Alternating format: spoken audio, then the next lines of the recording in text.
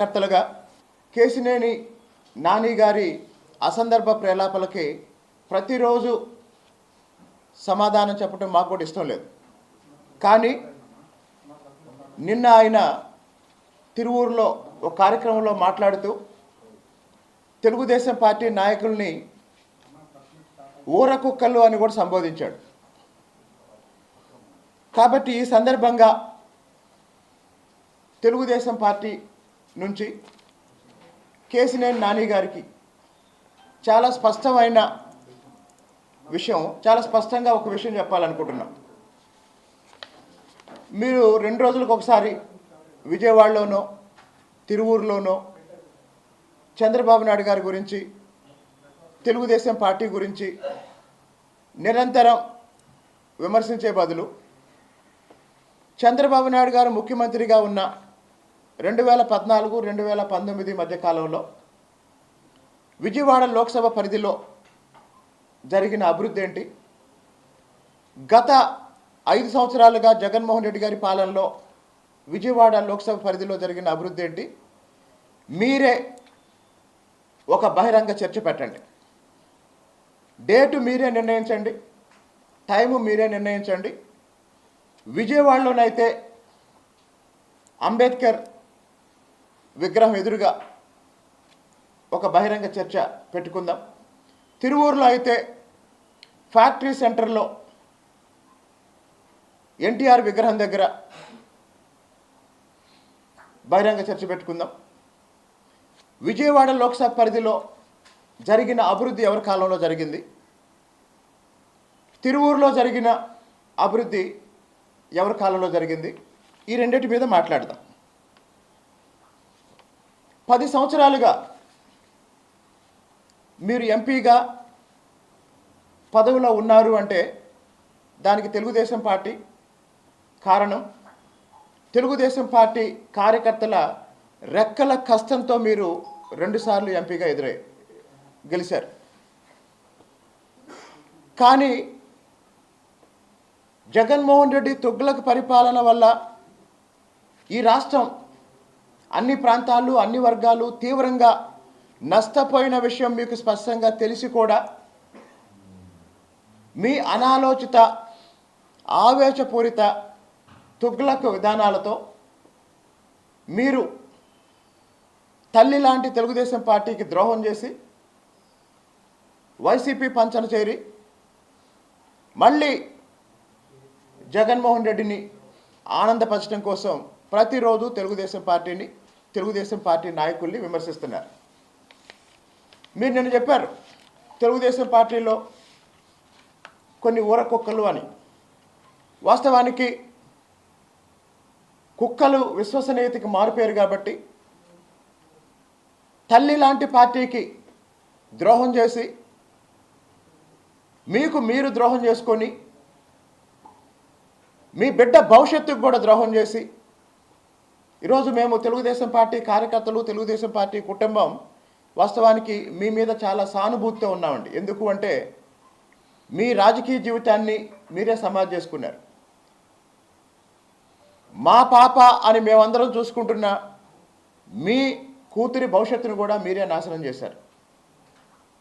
అంతటితో ఆగకుండా బుద్ధా వెంకన్న గారిని, పట్టాభి గారిని, అలాగనే నన్ను మీ నోటికి ఏ మాట వస్తే ఆ మాటతో విమర్శిస్తున్నారు. కాబట్టి కేసినేని నాని గారికి చాలా చాలా చాలా స్పష్టంగా చెప్పేది ఒకే ఒక ఛాలెంజ్. అధికారంలో ఉండి 10 సంవత్సరాలు మీరు ఏం చేశారు మీరు చెప్పండి. అధికారం లేకుండా, పదవిలో లేకుండా సొంత డబ్బులతో గత 3 సంవత్సరాలుగా విజయవాడ లోక్సభ పరిధిలో 7 అసెంబ్లీ నియోజకవర్గాల్లో కేసినేని చిన్ని గారు కోట్ల రూపాయలు ఖర్చు పెట్టి పేద ప్రజల కోసం నిర్వహిస్తున్న అన్న క్యాంటీన్ వివరాలు మేము చెప్తాం, వైద్య శిబిరాల వివరాలు మేము చెప్తాం, నిరుద్యోగులకు ఉపాధి కోసం ఆయన ఇచ్చిన భరోసా ఆర్థిక సాయం గురించి మేము చెప్తాం. ప్రభుత్వ సహాయంతో ఏం చేశారో మీరు చెప్పండి. సొంత డబ్బులతో కేసినేని చిన్ని గారు ఏం చేశారో మేము చెప్తాం. అలా కాకుండా కేవలం నేను విమర్శిస్తాను, నేను బురద జల్లుతాను, నేను నిరంతరం వార్తల్లో ఉండటానికి చంద్రబాబు నాయుడు గారిని, లోకేష్ గారిని విమర్శిస్తాను అంటే మాత్రం ఇంకా ఎక్కువ రోజులు తెలుగుదేశం పార్టీ కార్యకర్తలు మౌనంగా ఉండలేరు, చూస్తూ ఊరుకోరు. కారణం ఏంటంటే మీరు దారి తప్పారు అనే బాధ ఈరోజు కూడా మా అందరిలో ఉంది. సరే, మీరు ఒక నిర్ణయం తీసుకున్నారు, వైఎస్ఆర్సీపీలోకి వెళ్ళారు. వైఎస్ఆర్సీపీ విధానాలు ఏంటో ప్రజలకు చెప్పండి. జగన్మోహన్ రెడ్డి చేసిన అభివృద్ధి ఏంటో ప్రజలకు చెప్పండి.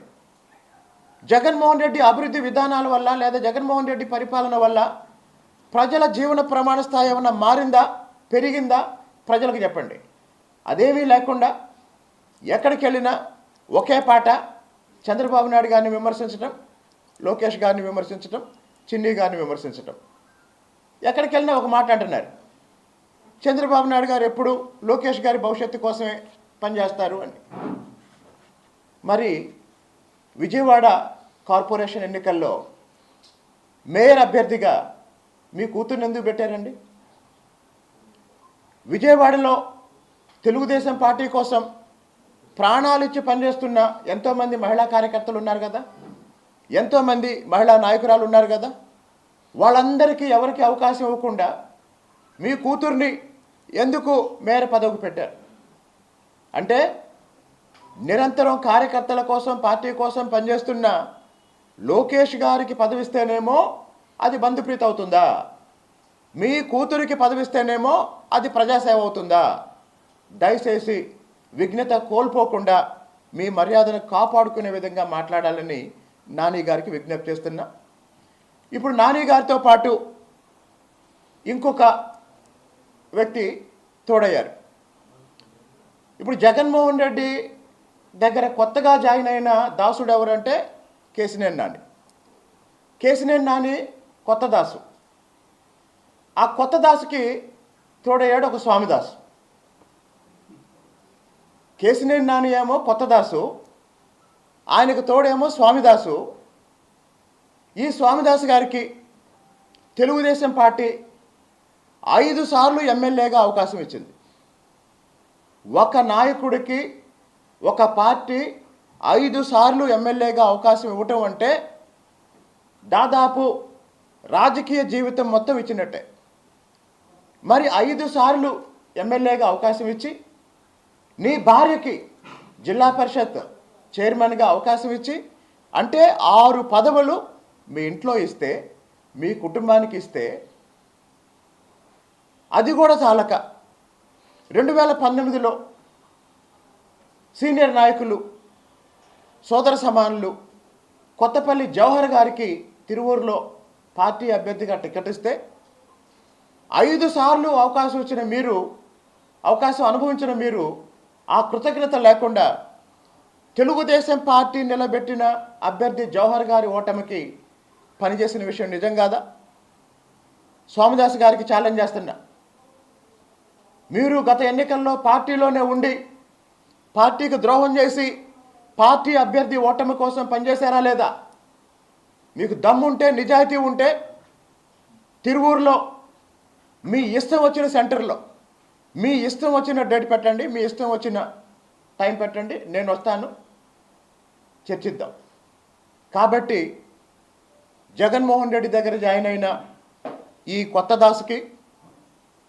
దాసుకు తోడైన స్వామిదాసుకి, ఇద్దరికి తెలుగుదేశం పార్టీ తరపున, తెలుగుదేశం పార్టీ కార్యకర్తల తరపున, విజయవాడ లోక్సభ తెలుగుదేశం పార్టీ తరపున, తిరువూరు తెలుగుదేశం పార్టీ కార్యకర్తల తరపున మర్యాదగా ఒక విజ్ఞప్తి చేస్తున్నాం. అదేంటంటే దయచేసి చంద్రబాబు నాయుడు గారిని, లోకేష్ గారిని విమర్శించేటప్పుడు వాస్తవాలు దృష్టిలో పెట్టుకొని మాట్లాడండి.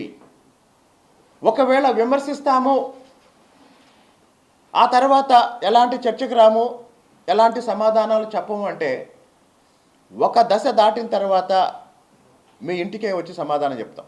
అది విజయవాడలో కేసినేని నాని అయినా, తిరువూరులో నల్లగట్ల స్వామిదాస్ అయినా, ఈ విషయాలన్నీ దృష్టిలో పెట్టుకొని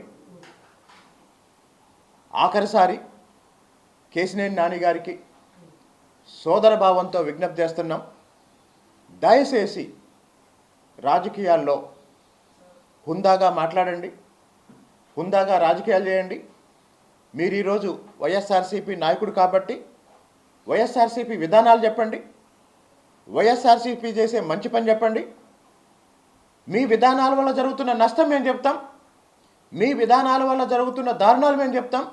అదే సమయంలో చంద్రబాబు నాయుడు గారు ముఖ్యమంత్రిగా ఉండి ఈ రాష్ట్రానికి, ఈ ప్రాంతానికి, అన్ని వర్గాల ప్రజలకి చేసిన అభివృద్ధి ఏంటో, సంక్షేమం ఏంటో, మేలేంటో మేము గణాంకాలతో చెప్తాం. నిన్న తిరువూరులో కేశినేని నాని గారు అంటున్నారు, గంపలగూడెం ఏకొండూరు మండలంలో కిడ్నీ బాధితులకు సంబంధించి నేను చాలా సహాయం చేశాను అన్నారు. అందరికీ తెలియాల్సిన ఒక విషయం చెప్తున్నాను. కేశినేని నాని గారు ఎంపీ నిధులతో నియోజకవర్గంలో కొన్ని కార్యక్రమాలు నిర్వహించారు. ఎంపీ నిధులతో అంటే అవి ప్రభుత్వ నిధులు, ప్రజల సొమ్ము. కానీ గత 3 సంవత్సరాలుగా కేశినేని చిన్ని గారు తిరువూరు నియోజకవర్గం ఏకొండూరు మండలంలో కొన్ని వేల మంది కిడ్నీ వ్యాధిగ్రస్తులకి కొన్ని కోట్ల రూపాయలు సొంత ఖర్చు పెట్టుకొని ఆయన వాళ్ళ ఆరోగ్యం కోసం, వాళ్ళ ఆరోగ్య సంరక్షణ కోసం పనిచేస్తున్నారు. ఇప్పుడు కేశినేని నాని గారు అధికారికంగా ప్రభుత్వ ధనంతో ఎంతమందికి సహాయం చేశారో గణాంకాలు బయట పెట్టండి. సొంత డబ్బులతో కేశినేని చిన్ని గారు ఎన్ని వేల మందికి సహాయం చేశారో ఆ లెక్కలతో మేము వస్తాం. కాబట్టి 10 సంవత్సరాలు తెలుగుదేశం పార్టీ ఇచ్చిన అవకాశాన్ని ఉపయోగించుకొని ఎంపీగా పనిచేసి, ఎంపీగా కేంద్రంలో అవకాశాన్ని బట్టి వచ్చిన నిధుల్ని మీరేదో తెచ్చినట్టు, మీ ఇంట్లో నుంచి తెచ్చినట్టు మాట్లాడుతున్నారు. ఇంకో మాట కూడా ఆయన తరచుగా మాట్లాడుతున్నాడు. నేను రాజకీయాల్లోకి వచ్చి వ్యాపారం నష్టపోయాను, వ్యాపారాలు ఆపుకున్నాను, ఆర్థికంగా నష్టపోయాను, వేల కోట్ల రూపాయలు ఆస్తి పోగొట్టుకున్నాను అని. కేశినేని నాని గారికి సూటిగా ఒక ప్రశ్న, అసలు మీ వ్యాపారాలు ఏంటి? మీ వ్యాపారాలు మూసుకోవటానికి తెలుగుదేశం పార్టీకి సంబంధం ఏంటి? ఈరోజు తెలుగుదేశం పార్టీలో కొన్ని వందల మంది వ్యాపారం చేసుకునే వాళ్ళు ఉన్నారు. ఎవరి పని వాళ్ళు చేసుకుంటున్నారు, వాళ్ళ పరిధిలో రాజకీయాలు చేసుకుంటున్నారు. ఒక వ్యాపారంలో లాభ నష్టాలు అనేవి మన కృషిని బట్టి ఉంటాయి, మన శక్తి సామర్థ్యాలను బట్టి ఉంటాయి, మన ఆలోచన విధానాన్ని బట్టి ఉంటాయి, మనకుండే ఎమోషన్స్ని బట్టి ఉంటాయి. అలా కాకుండా వ్యాపారం చేయటం చేతగాక వ్యాపారంలో మునిగిపోయి